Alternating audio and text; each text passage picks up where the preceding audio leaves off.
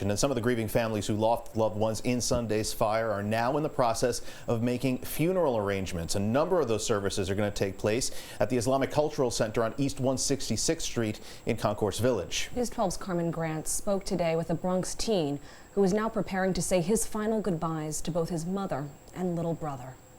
Members of the Islamic Cultural Center comforting Abule Chan in his time of grief.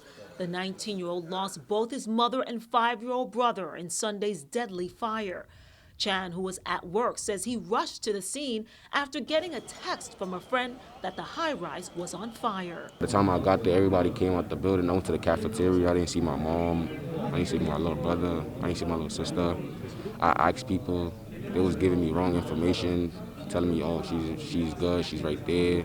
All of a sudden, you know, second day later, I asked about my little brother, and then he was gone.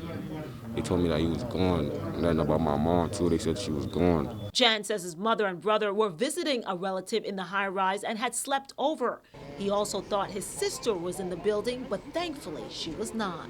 At that point where my mom was at, I felt like I should have been there. Like, I feel like my mom was, you know, I feel like she was not supposed to be there. The Islamic Cultural Center is assisting Chan with funeral arrangements. So far, 11 funerals, all of them for members of the Gambian community, are scheduled to take place at the Islamic Cultural Center. Burial services are going to be beginning.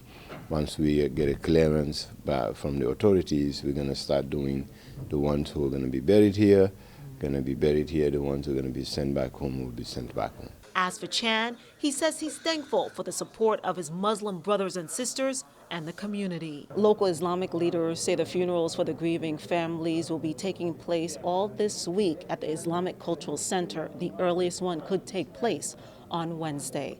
Carmen Grant,